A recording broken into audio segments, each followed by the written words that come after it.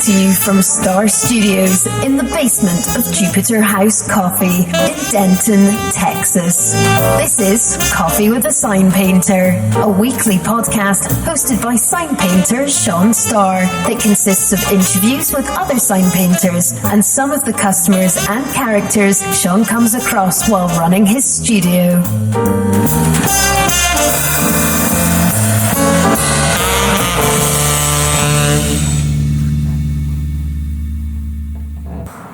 Okay, here we are back at Coffee with a Sign Painter. Today is going to be our first episode of some of the interviews that we conducted on our project out in Ireland in the city of Limerick. And this first one, when we were getting set up for the exhibition and working on the big piece for the cranberries, this older guy walked in and introduced himself, and as we started talking, it was amazing because it turns out this guy has been painting signs since 1937. So I twisted his arm and talked him into walking down to the Red Hen pub, which is just down from where we were working, and bought him a couple pints of Guinness and got him talking.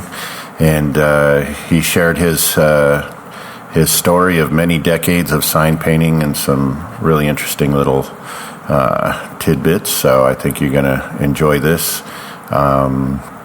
So here we go. His name is Colin Thickbroom, and originally an English sign painter who ended up living in Ireland. So here's Colin, and here's his story, and I hope you enjoy it. So just tell me your name. Colin Thickbroom. There you go. The rest of us just us talk. So I saw on that card that you gave me, you've been painting signs since 1937? Since we were 5. Really? Yeah. It's amazing. Yeah, I've got some work at home that I've got it framed that I did when I was 13 at school. Okay. And it was hung in the school hall for quite a while, and because I made a name for myself at that early age because I won a national competition, school competition for war bonds, advertising war bonds. Okay, yeah. And all children were invited to do posters advertising war bonds. And I happened to win that. And how old were you? I was I think I was 12 at the time. Ah, cool. Yeah. Anyway, following that, I was encouraged to do more painting, which led to me doing a number of different pictures, which I, as I say, found a way into the school hall. And when I came to leave school, I left at 14 years old because I wasn't very academic. So they advised me to look for an apprenticeship in sign writing. It was my art teacher that recommended that I did this.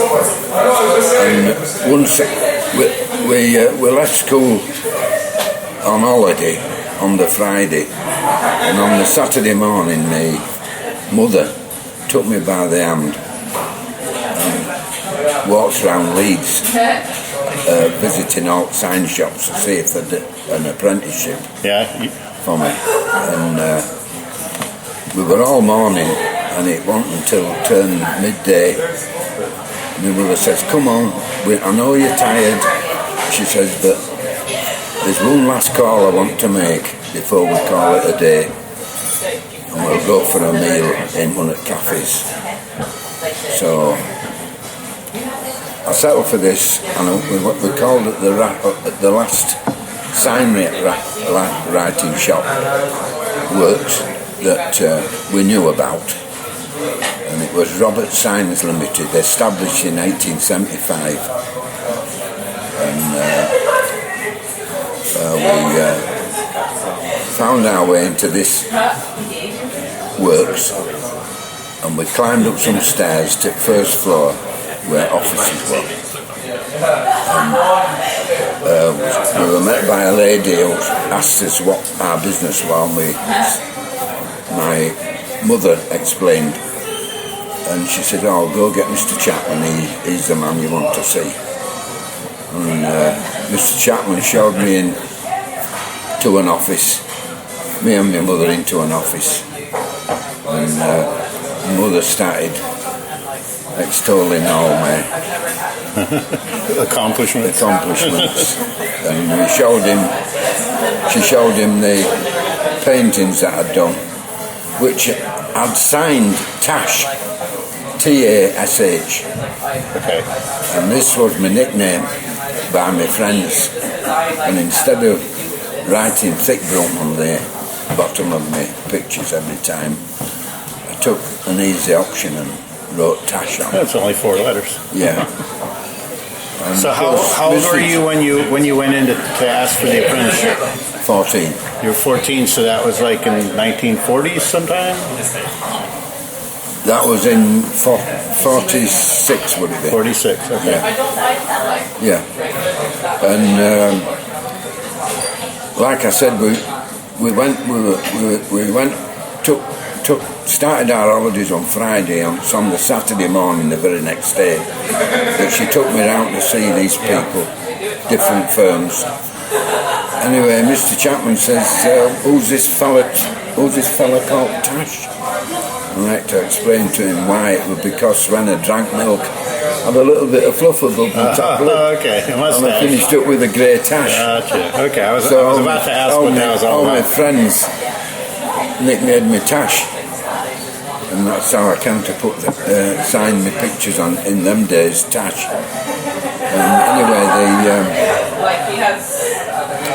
after some time discussing the education, which one didn't take very long, he says, I want to see you on Monday at 8 o'clock. He says, you'll find your name on a clap card on the machine. He says, and the first thing I'm going to look for is your good timekeeping. And my mother looked at him and looked at me, and he says, yes sir, I'm going to take him on. I'm going to offer him apprenticeship. He said, I'll send him home on Monday with some forms to fill in, and you'll have to sign them. It's a contract, and he's contracted to work with us, for us, and learn his apprenticeship for 7 years. And so we're tied to that firm for 7 years. 7 years. Yeah. And this is within them 7 years. I got 3 years paid for by the company in Leeds University Art College, full time. Oh yeah. On pay. Nice. Yeah. Well, it wasn't much pay, but there it was. Still, yeah. And I thought it was champion because we didn't start. Class didn't start well 10 o'clock in the morning, and we were going home by 3:30. That's a good setup. And you're getting paid. Yeah, and we're getting paid. Yeah, so. But it was a good firm in that respect. They insisted that. His first words of advice to me was,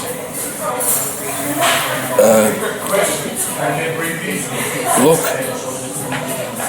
listen, and learn. He says, if you remember them 3 hours, he says, you and me will get along fine. Did you get along fine? And we did. Yeah. I was keen to look and listen and learn. But I didn't touch his signwriter's brush until I'd been there 3 years. Yeah. What did they have you do the first 3 years? They had me fetch and carrying. Yeah, gopher. Looking and listening. Yeah. And I worked in the paint shop, spray shop. They insisted that I knew how to put a decent finish down on a sign before like the background colors on panels? Before I started painting. Yeah. And I even spent a year, 12 months, in joiner's shop. So I became fairly proficient at using woodworking tools. Okay. And I was a complete sign man by the time I finished. Before I finished my term, they even taught me how to use electricity, high tension, for neon signs. Okay. So I could go out and I could maintain a neon sign. Oh, wow. It was completely like this thing. Yeah. I'm reading it from mirror. You are here. Yeah. And so it was a complete... So this was all in England? This is all in England. England, okay. All in Woodhouse Lane, Leeds, Yorkshire. Okay. And I can remember all me tutors. First of all, it was Mr. Chapman, who kept a rein on everything and everybody. And he passed me from Albert Winstanley, who was foreman joiner. He showed me how to do everything. Okay. And he was always, while I was in that shop for 12 months, he was always giving us pieces of wood, which were offcuts, and telling me to make a certain joint, show me how to do it.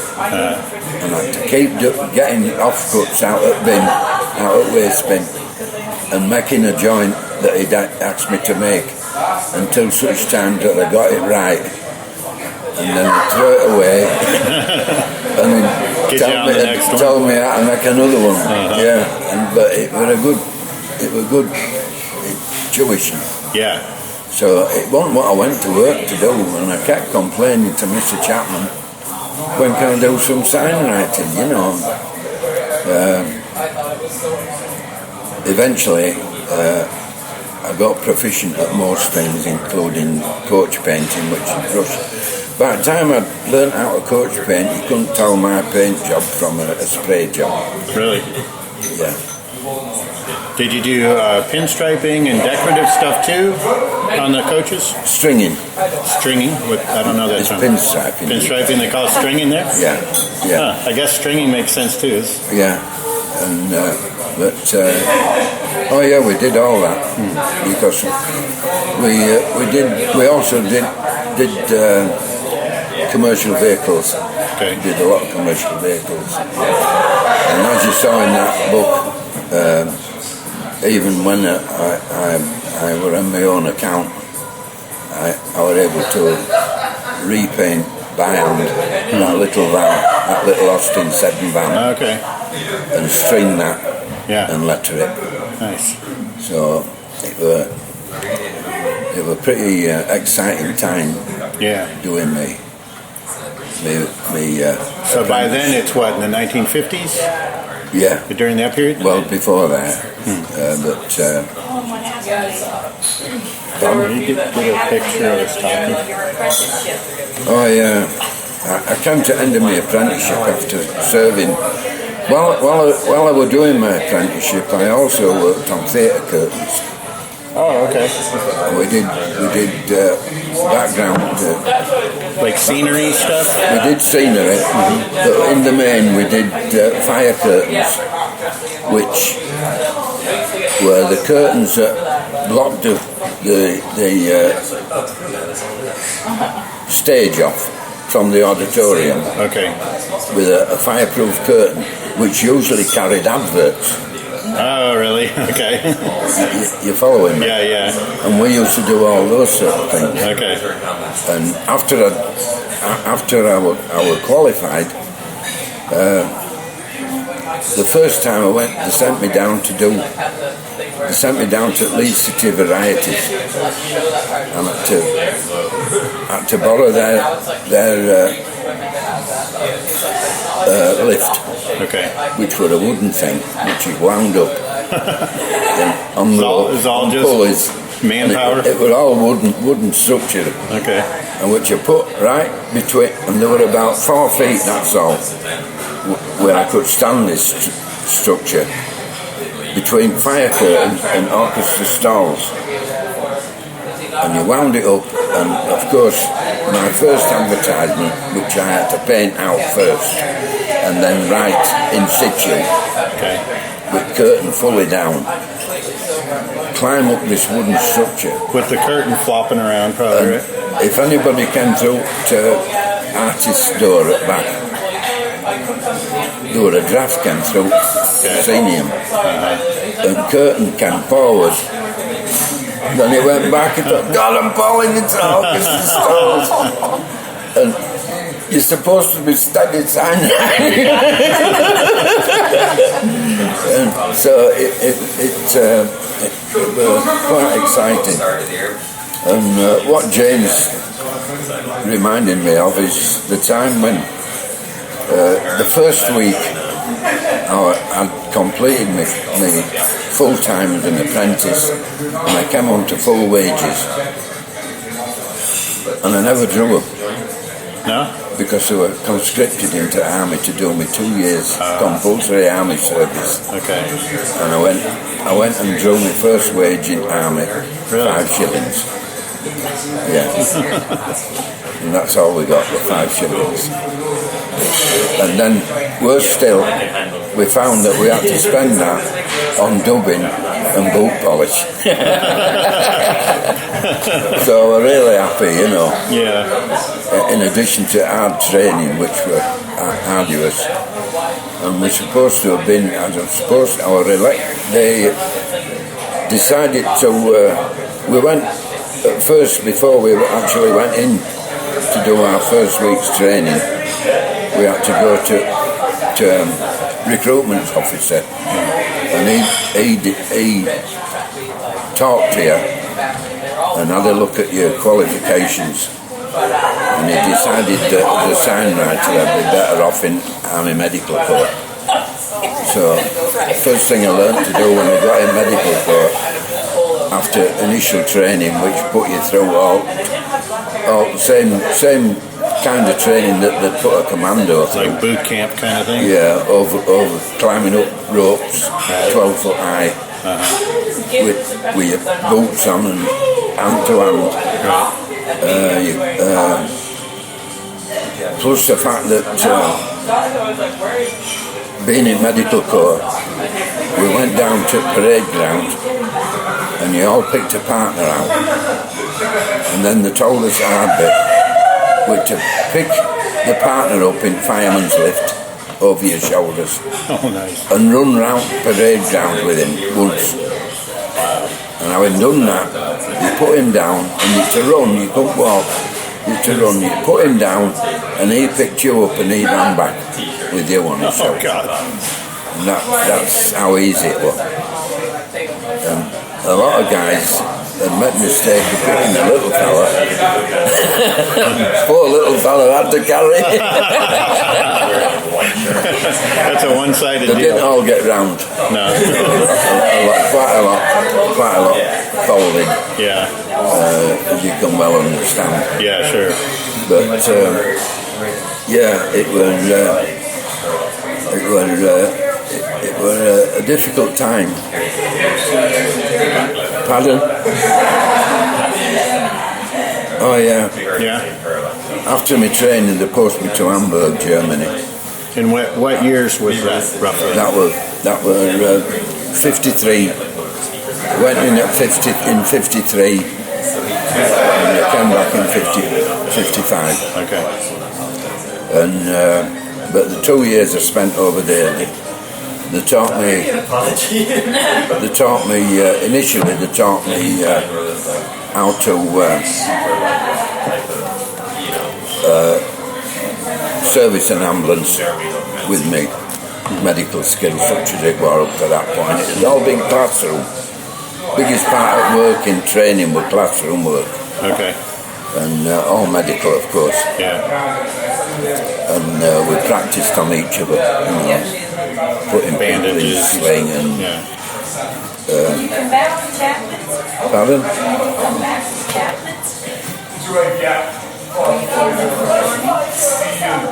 Did you come back to the same sign shop, that Chapman's? Oh, place? yeah. Yeah? Yeah, that's Robert Signs Limited. Robert Signs. Yeah. Do you know if it's still around? No, they're finished. Long gone? Yeah, well, an army captain married into the business and they dished it up. Oh. Yeah, they hadn't a clue. They couldn't run a booze up in a brewery. Yeah. They couldn't run it. And, yeah, terrible. And I left because of that. I left that firm. And, I went to work for an advertising firm in London. And I finished up as field foreman in North East. Okay. When was that? That was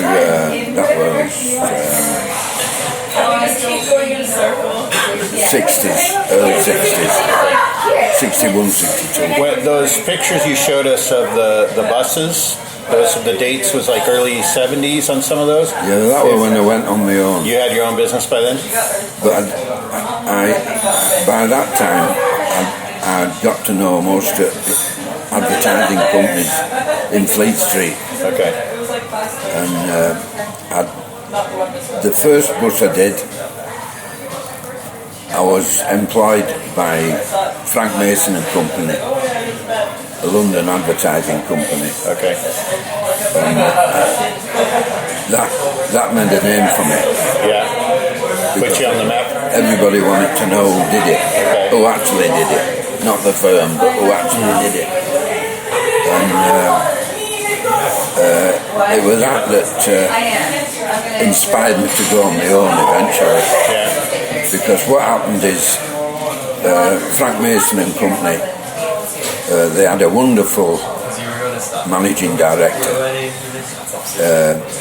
London base were part of an international advertising agent, and managing director at London base were a great leader. They told me, did staff afterwards, that there were nobody ever remembers going in before him.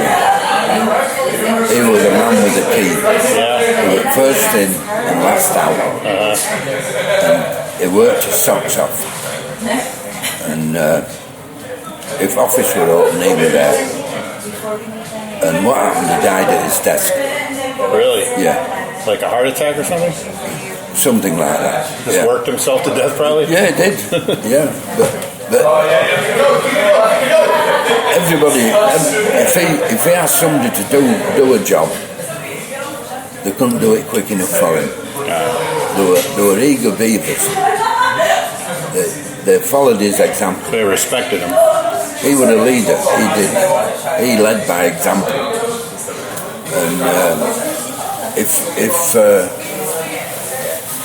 he thought you were worth it, he paid you accordingly.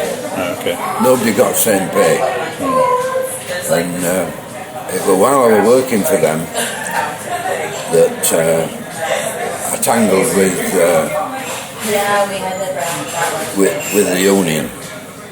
What happened? I discovered by accident that I was getting paid 2 pence an hour less than other craftsmen in busworks.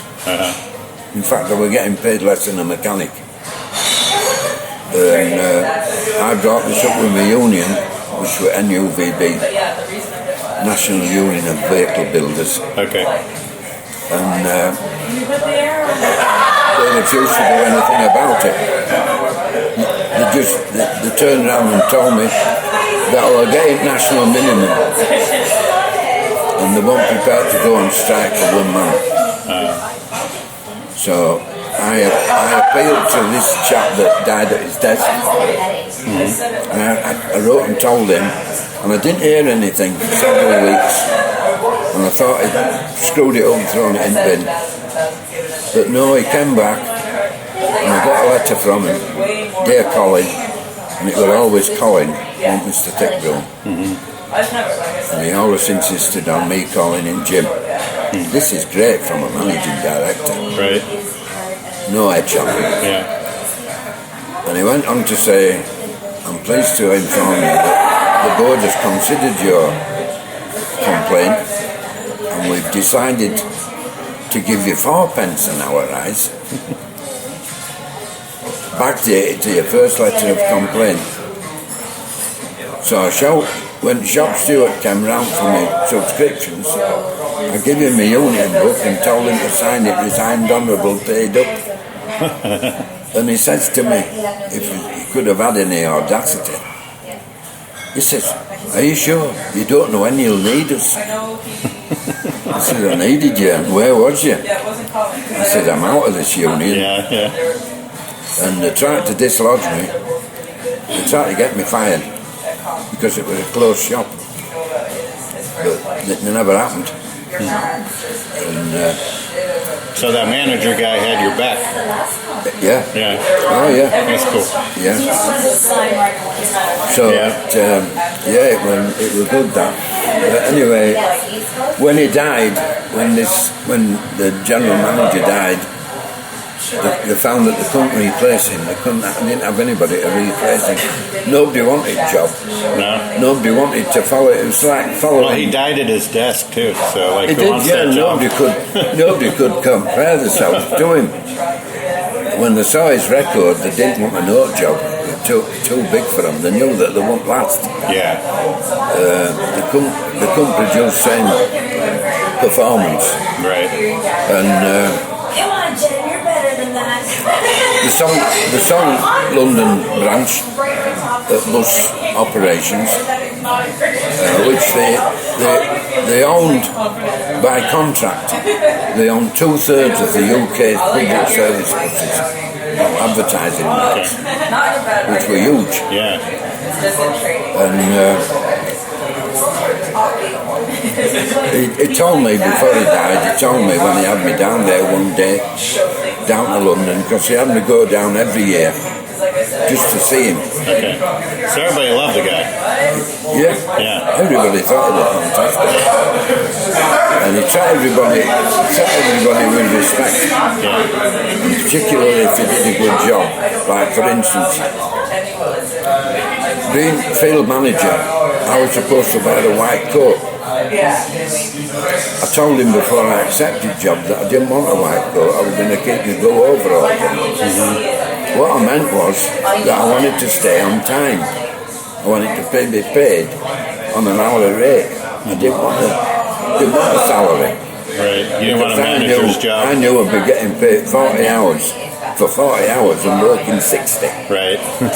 So, anyway, he agreed to that. He agreed that I should. He said, I don't know how you're going to do it, but he said, we'll see how it works.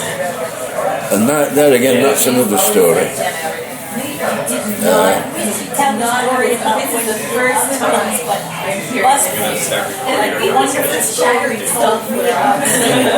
Windows, like very well-known Chinese windows, and how the extra perks you got for doing the Chinese window. Yeah, that sounds good. You got extra perks from the Chinese restaurant when you did the windows? Oh yeah, that one I went on my own. Yeah? But I'm getting to that. What? You're getting ahead of him. He's got it all planned out.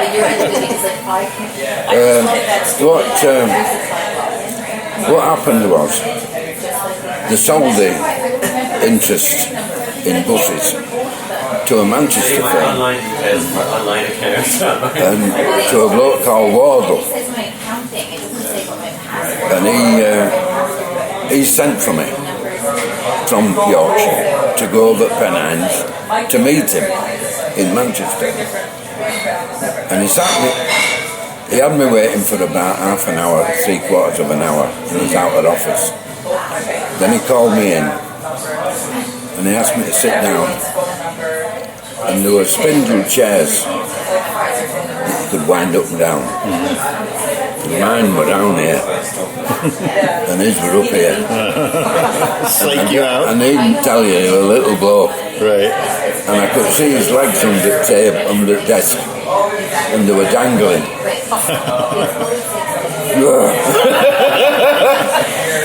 So anyway, he read right out to me. He wanted to know why I wasn't in union. I explained as he went on.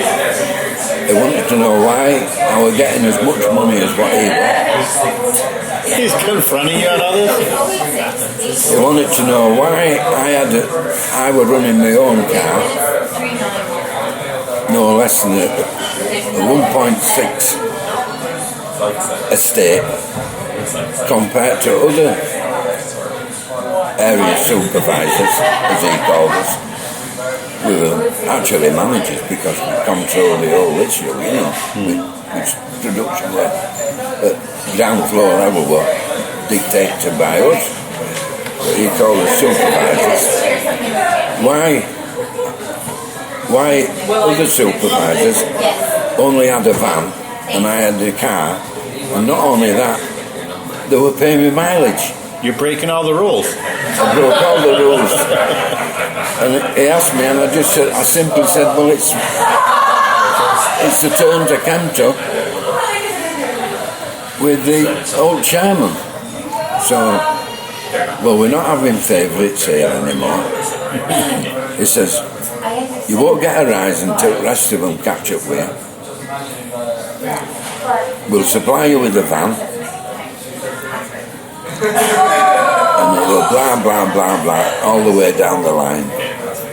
And then he said at the end of it, he says, have you any questions? So I said, will you accept 4 weeks' notice? And he said to me, much to my surprise, he says, you're not bloody sacking me. He says, you're fired, get out of my sight. He says, I don't want to see you again. He said, I'll send you 4 weeks' notice. Pay for 4 weeks' notice. You don't need to do any more for this firm. He said, I'll send you a cheque for 4 weeks in lieu. 4 weeks pay. And how long were you there at this point? I says to him, I said, you won't send me a cheque for 4 weeks. You'll send me a cheque for 20. Because I was there 16 years. Oh, 16 years. And we got a year. We got a year for every year's service we put in. And he answered that by, well, you know, you won't get another job at this time. There's a slump on. I said, well, I'll go on my own then. So I said, well, don't come here because I won't give you any work. So I went off and I started on my own. And like the dirty rotter that I am, I rang all advertising agents up and informed them that you're on your own now. I was on my own. Yeah. Did it work? And well, you've got a book there. Yeah, you got a whole book full of it. Book full. Yeah. Tell them about poor Joyce. Told her. What'd your wife do? Joyce went bananas. I said, I'll just give me notice, and she flew through the roof because with the mortgage and everything. Yeah, sure. And she went bananas. She was not happy, huh? Yeah, no, not. She was a sad little girl that night when we went to bed.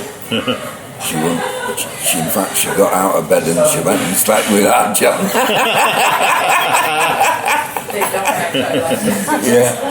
Anyway, I had more confidence in myself than what she had, and it all worked out. Yeah. In fact, it finished up. I had it on my pay books. She did office for me. Okay. And she only worked half days, worked every morning, 5 days a week. And I didn't even pay for it at first until the accountant told her, you should be on the scene. And she told me how much I was paying her. Yeah. No, we've got the same problem. Is that it? Yeah. So that's what I wanted you to tell them when you started taking jobs that weren't just puzzle or whatever. Right. But the one I love is the one about getting my order from the Chinese restaurant. He might not be ready to tell the Chinese restaurant story yet. Do you guys want a bite to eat while we're kind of paused? Some food? Not order some? Yeah, if you want. You guys want something to eat? we've had You that. just eat? You'll Why just don't you go. get a pizza and we can nibble on that? Pizza? There's also burgers and... I think just pizza would be fine for me. Easy. We'll get another one of these. No, thank you. I'm okay. I'm talking to them. All right. So, Do you have a tab? no, I just been paying for it. Yes. What happened? What happened? I don't know who you had with you on the job. Was it one or two men? But it was one man who... Oh, yeah. The man who Yeah. was very first... Yeah, I know the story. Yeah, I know you know the story.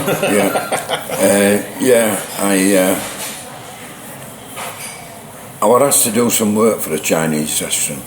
Where was this? This was in Pudsey, my own town, own area of Leeds. Okay. We used to have our own conurbation. It was Pudsey had our own Lord Mayor and everything. Okay. We were a small, Your own little thing within it. a small Okay. area, Pudsey Borough, and we were separate from Leeds, which were great. And while we accepted being absorbed into Leeds, it was never quite settled with me. Which is another story. But anyway, this restaurateur were in Pudsey, and I did him some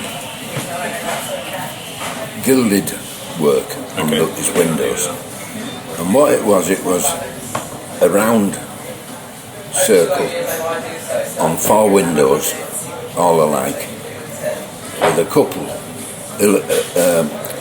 a silhouette of a couple sat at a table drinking wine at a table.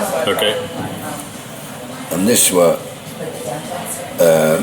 in black, of course, and it were silhouetted against bright gold, 22 karat gold, on window. Right. Okay. And it were quite impressive. Yeah. Well, a lot of women used to do the makeup Like a mirror? gold, yeah. Okay. If it's done right, it should be a mirror, like, of course, as you well know. And anyway,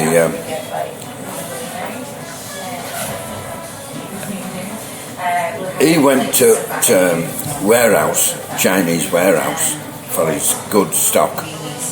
What he bought, what he served up in his restaurant. And of course he's mixing with all other Chinese restaurateurs. And he's telling them about this sign writer. Okay. And they all go down to look at my work. And I got loads of work Yeah. from Chinese community, Okay. restaurant community. It's amazing how that works. It's like once you get one thing out there, then everybody wants on board. It's best advertisement you can have is word of mouth. Yeah. Yeah. And the beauty of it is, they were wonderful people. I mean, every one of them that I went to work for, they wouldn't let me. Well, they paid me for the start. They paid me as soon as the job was done, which were unknown. And they paid me pound notes. And in addition to which, if we were fixing signs or we were on premises over the course of a day, they fed us. Yeah. And they wouldn't take money for it. Yeah. Nice. It was great. Yeah. And anyway, one day I went to Barnsley, which was a town nearby, to do this, to fix some signs on this restaurant. Chinese, of course. And he comes out and he says, what, about 11:30, 12:15. He says, what are you going out for lunch, lads? And he came out with menus, and he's passing it out. And I says, well, we've all brought sandwiches, actually. He says, oh, no sandwiches. No sandwiches. I cook. So I said, all right, fair enough. So they all agreed except for one guy. And he says, oh, I don't take my sandwiches home. I'll have my sandwiches So he sat there, we're all eating us. Lovely meal. We could pick what we wanted off it. Yeah? Off the menu. Nice. Telling us what we could have. Anything, he said. Just go there. He chose. And he sat there with his moly old sandwiches. Maybe he didn't want to get in trouble with his wife who made him. The rest of the guys never let it down, right? The best part was the gentleman who ate the sandwiches was amazed when they didn't have to pay for the lunch. Oh, yeah. Yeah, he couldn't get over that. He was worried about paying for it, I think. Yeah. But I knew we wouldn't have it to pay for. Right. Anyway. That's awesome. Yeah. And he was really sloughed when he realised he could have had it. He's eating the sandwich. That's all you have to do was throw up the sandwiches in bits. You know. That was your wife sorted out, you know. Yeah. So anyway, yeah, it was good. But there again, as you say, word of mouth, it can't be beaten. Yeah, that's All like advertising in the world can't beat. yeah. The recommendation. We were talking about this the other night with some of the other guys that flew in. It's like the word of mouth. It's like the decision's made already. It's like if you go knock on someone's door, you're trying to convince them, but word of mouth, someone else already got them interested. So by the time they talk to you, it's like it's kind of already done. You know, you just have to show them. If you're extolled by a third party, Yeah, it makes all the difference. sure does. Yeah, I mean, I'm talking to you now, but you only have to believe me. yeah. If we get a third person in here to vouch for you, we'll be set. It's to use a bit of German, it's a bestimmt, is that? It's great. Yeah. Well, the bishop of your Church of England bishop wants you to put that his boat on the transom of his boat for him. You have to do that. Oh, God, yeah. Everything was. I never got to do that. I told him I wasn't that keen, you know. But I says, is it in dock? You know, I said, no, it's in. That's why I don't think I'll do it then. Sitting in inner tube. Yes. Yeah, thank you. They're not like Germans where Thank you. everything's like efficient But and basically run and really well done. And it's just like, you guys are kind of back to my army days, it's not that great, but it wasn't the only thing they taught me was paramedic duties. I also got to. I had a thing when I went in forces, right from training. I decided that I'd volunteer for everything, and it worked. What do you mean? Well, Sergeant Major says one day, right, I want 4 volunteers to do such and such a job, all except Thickbroom, meaning me. And he looked at me and he says, I've got you measured up, Thickbroom. He says, you're up to something. He says, I'm going to find out, I'll have your guts for garters. But he'd done exactly what I wanted him to do. And that would expel me from any ideas of giving me a lousy job. There you go. Yeah. So did you end up with a good job? I did. I finished up an NCO in stores. And I became, they sent me off on I was instructed to do this because they were recommended, once again recommendation. I was recommended by the warrant officer who I worked for, which happened to be store boss. Okay.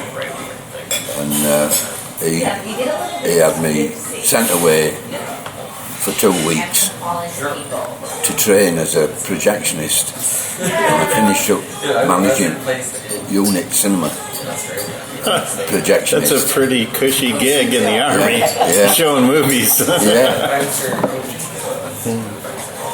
And the thing is, the beauty of it was that NCOs, being an NCO, there were much fewer NCOs than what there were other ranks.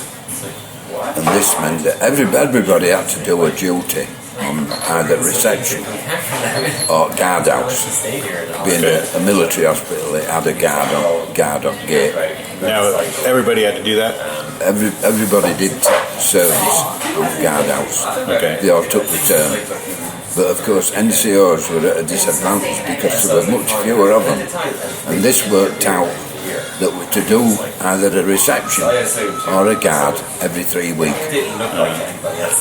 And how it worked out was everybody had to be up at 6 a.m. in the morning, and you couldn't go to bed until 12 midnight.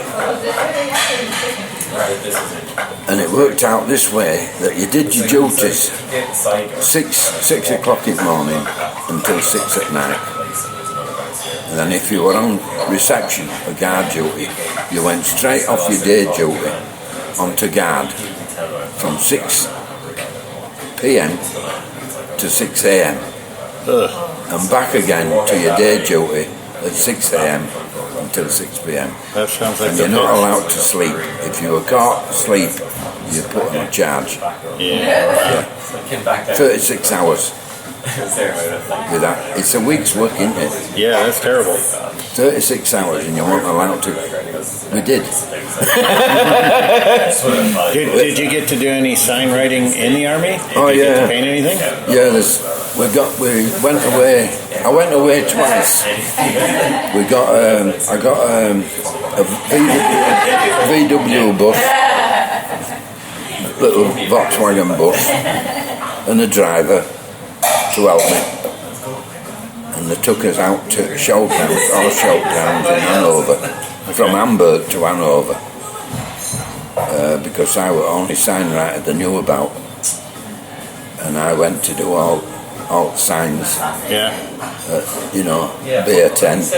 Was it just saddlery? Was it just like plain because it was directional signage, or did you get to do something fun? Oh no fancy. It was all just block letters, all kind of directional stuff. Which all we got were 2 cans of paint, white paint, and what would be about 2 litre tin of black. Okay. For lettering. And driver gave us hand painting them, of course, painting, but we cut them all to the size that we wanted. And we had that done for us. We had signs cut to shape. Okay. And then me and driver got a job of painting them undercoat and a coat of gloss. And then he stood and did a bit of go for him for me, like go for a pot of tea and something. Yeah. And I wrote them all, lettered them all, and then he and I both went and fixed them. Okay. And we told officer in charge, right, we'll get off back now. And he said, oh, you won't, he said, you've got to take them all down. So we were there for a week. Yeah, that's pretty good. And all we had to vacation. All we had to do was watch them.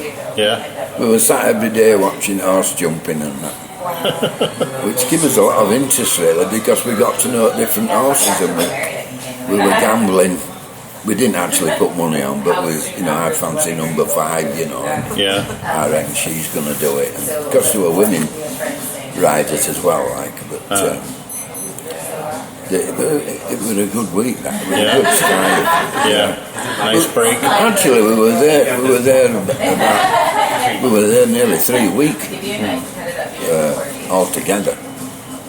But so that part of my life was quite exciting.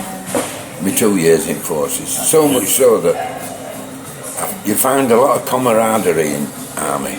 Yeah. And when you've heard them say we'd die for each other, they meant it. You never have same friendship in City Street. I've heard that. Yeah. You died for your mates. The story about the little guy in your platoon. Oh yeah. Yeah, there were a little fella. You had a lot of run-ins with little guys. Yeah. Yeah, well, we all fell in love with this one. And anyway, what you found is when in training, you found there were two age groups, 18-year-olds and 21-year-olds. 21-year-olds were ones that were craft tradesmen, or they'd been to university. They were mature by comparison with 18-year-olds. Well, you're due for service when you're 18 if you haven't got a trade, or you haven't got you aren't going to college or university. So if you're going to university or college, or you've got an apprenticeship to complete, they don't touch you until you're 21. And being 21, they look to you for promotion. And that's why I got my 2 stripes. Really, you know, it was a fluke really more than all. But I mean, that was the happy side of it. But there was this little guy who was only 18, and he looked more like 15.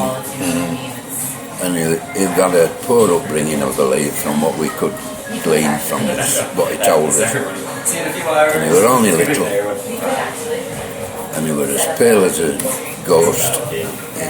He looked malnourished, and his counterparts tended to bully him, like young kids do. Yeah. He's the ugly duckling, Right. and they didn't give him much space, and they had him for a fool. They bullied him for cleaning the boots and all that sort of thing. Okay. But we twigged on. Elder soldiers, recruits though they were older and had more sense. Their son got behind him and they started protecting him, you know. And the book fear of God and the other 18-year-olds, they thought twice about bullying him after a while. Yeah. But they, typical of them, they used to play tricks on him. And it came to the point where he damaged his best uniform, and there was a parade, and he couldn't go in because it was all stained up front. And we all get issued with 2 uniforms, a best BD, battle dress, and a second BD, which he used for general duties. And this didn't fit him. It was about 3 or 4 sizes too big. You couldn't see his hands when his sleeves were down. It was so big. So it went missing. And we all thought it were youngsters that were buggering about again, you know. Until this Welsh guy, just forget his first name, a Welsh bloke said, "Oh, I've got it." He was a cook. He said, "Oh, I've got it." I said, "What are you doing with it?" He said, "I put it in steamer." I said, "Bloody hell, what are you doing with that?" It's 100% wool. To shrink it for the guy? That's awesome. Yeah. Did it work? Amazingly, it did. It did? We were frightened to death. Bloody hell, you shot him up backside. I said, "It'll be ruined." He said, "Well, we'll see. I keep taking it out and having a look at it." He said. And anyway, when he got it back, this cook had ironed it and everything. Yeah. It was better than his BD. It was beautiful. It felt like a glove. A tailor couldn't have done better for him. It was wonderful. Yeah. That's awesome. So his face, his first time I saw colour in his face, this little lad, this little fella.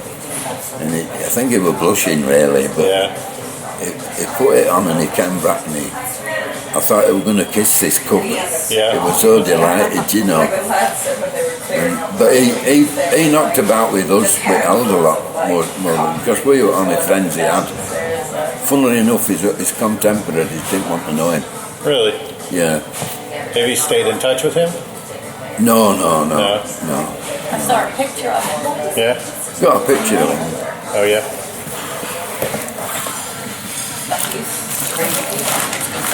Sean would like to see it on my first thing I Tiny but broad. I keep showing the other guys the pictures that I took of your portfolio. Yeah, they're like, oh. I just bought them today. Because I think he wasn't some vampires, but it was what, but he was sick of it. So, yeah. Fools are funny. Hard sign right. Something like it.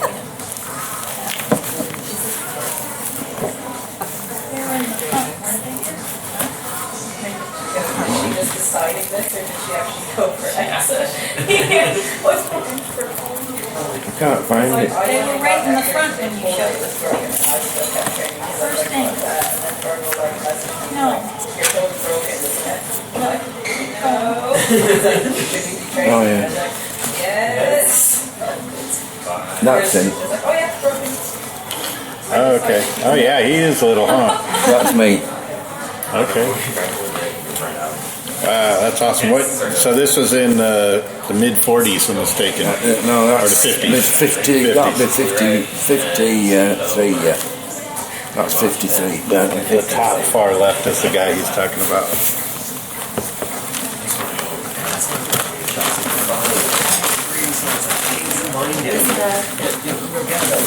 Little titch in there. Hey, give me my phone, take a picture of that. That's cool. So, It's not a right good picture, I'm afraid. You were telling Sean about your technique for making the art. Great then, aren't they? You were telling Sean about the technique for painting the carbon bus. That might be interesting, but I don't know. What do you think, Sean? I had a question. Okay, Kaylee's got it. So, you talked about the camaraderie you experienced when you were serving in the army. I noticed there's kind of a brotherhood, a camaraderie in sign writing now. What did you experience anything like that when you were sign writing? Did you experience a connection because of the trades that was? Oh yeah. Yeah, well, being a craft trade, you never stop learning. Yeah. And everybody has a different technique. Slightly. Broadly, it's the same technique, but they all have a different way of going about things. Yeah, and because you're learning off one or two men, you develop your own technique, because yours is a mixture between one man and other. Their habits rub off onto you, and your craft is like a stew. Yeah. You know, there's a little bit more kidney than other guy than there is beef in other. You know, and That's a good analogy. It's true. yeah, and it's funny that, but I was fortunate in as much as I'd got this ability to paint pictures. And well, Jane's seen ones I did it when I was 13, and you didn't believe it, did you? Yeah. Most commercial arts today. Really. That's how good he was. So that's kind of your own special ingredient. Nobody taught me. Yeah, it just came from I within. just have this ability to see things and translate it on the paper. Yeah, That's excellent. it's something that So- God gave me. So you mentioned you're part of that art group in this.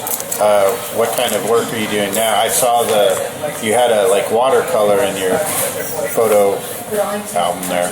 Yeah, are you doing watercolors or No, I like acrylic acrylic?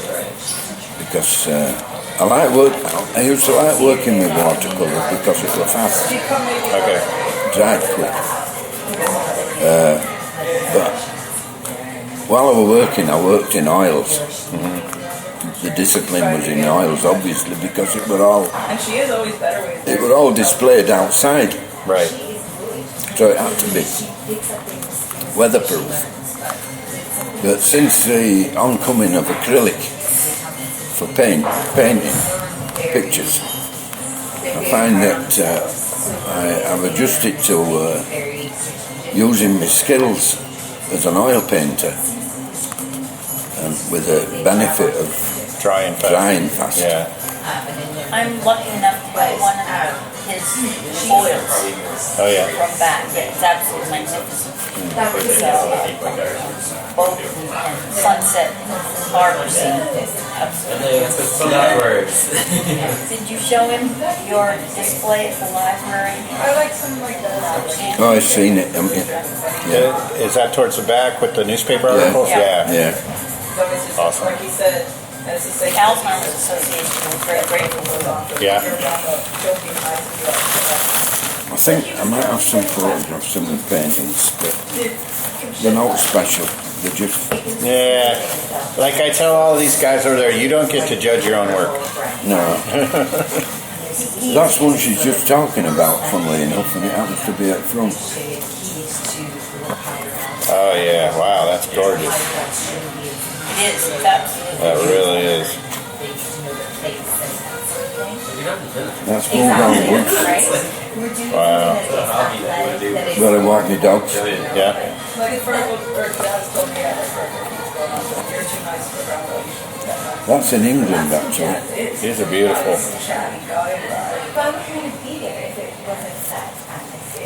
Is there anywhere online for people to see his work? And when I was No? when I was in I don't have a computer. No. when I was in LA, You're probably better off. amazing. Back in Dick's days, mate. And then like He's also Some I'm fooling around with. he's a black belt in Christmas. Yeah. And I was like, It's amazing. He started taking classes, and the next thing you know, he was doing things that people had been taking classes for 5 years. Really. So it's an innate Yeah, for sure. artistic ability. Yeah, these are just incredible. whether they were blue, brown, black, he was putting them in this. He put me with one that was probably about 15 pounds of brown belt. He did say, oh, just because, Wow. you know, he doesn't know me. I can't be tough. Oh, there's the return of the silhouette, like the Chinese restaurant. Yeah, Which did a bit more there. but he was Nice. mixing us in. That's our street. My street. Yeah. And you live in Shannon? That's in Shannon, yeah. Yeah. Oh, that's nice. Mom takes the rest. That's River Shannon in Fox. Yeah, I'll hand these off to you in a minute. Japanese in general, aside from martial arts. Yeah. Wow. Not know But he was like, I'm feeling Kaylee keeps saying she wants to see sheep up here before we leave. We'll have to drive out there or something. Oh, yeah. I know that's Go over at Yorkshire Moors, and you've got to watch here. You don't run sheep over because they're all over the place. Yeah. And you'll have a fit when you go through main road through Yorkshire Moors. It's only one vehicle wide, and you've got to, there's passing points every half mile. And if you see a car, it's a fairly straight road. If you see a car coming in distance, you pull over and wait for it to pass. Yeah. Yeah. You would just walk in and be friendly. You wouldn't know where you might be overstepping bounds or doing something. I'm a speed merchant. know. That's why there's not much detail in it. Be like friendly with A speed merchant, I don't know what that means. I just get it done quick. Oh, okay. That's why you like acrylic, because it dries quick. Yeah. Thank you. That's Drumoland. That's the lake at Drumoland. Is this near your house, the lake? It's quite near to here, yeah. Oh, it is. Drumoland Castle, where one of your presidents stayed over. Oh, yeah. Yeah. Oh, well,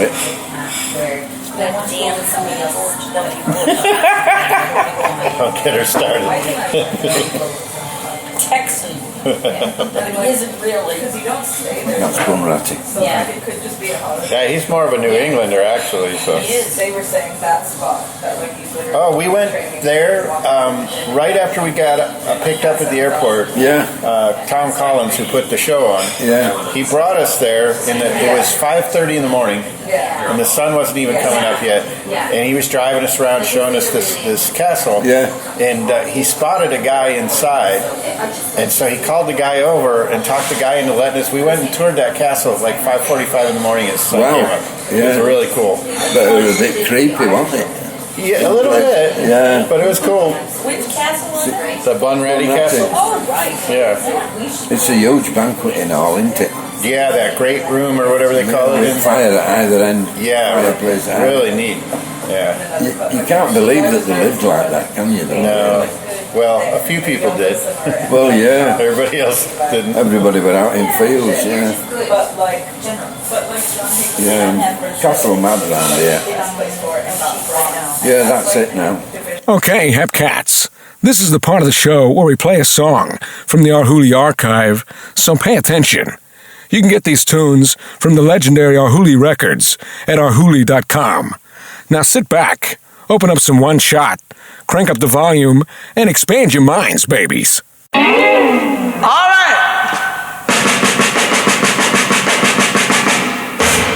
Hey, I want you to listen what I got to say. Hey, I want you to listen what I got to say. I got everybody I need here right here today.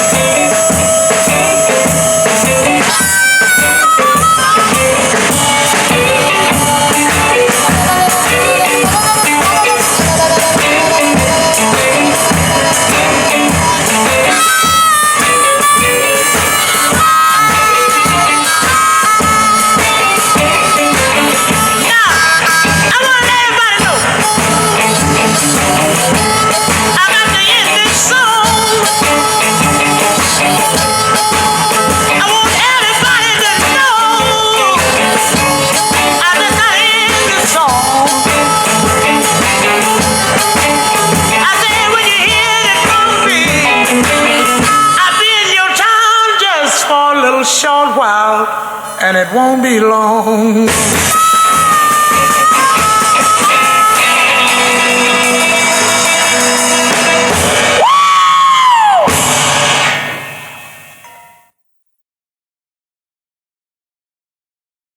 And that was the legendary Big Mama Thornton from the album In Europe with the song Session Blues, available at ourhooli.com.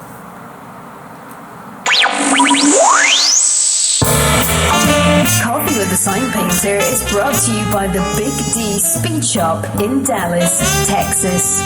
You can find licensed apparel of Sean Starr's original designs at bigdspeedshop.com. The show is also brought to you by Full City Rooster Coffee Roasters, makers of the Sign Painter's Blend, coffee that Sean drinks in the studio every day. Now shipping worldwide. FullCityRooster.com.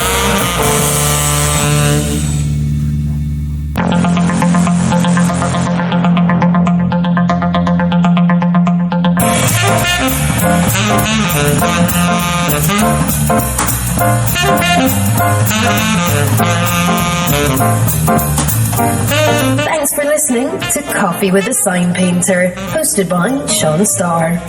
You can find all sorts of info about the show and sign painting, including previous episodes, at our website, seanstarr.com.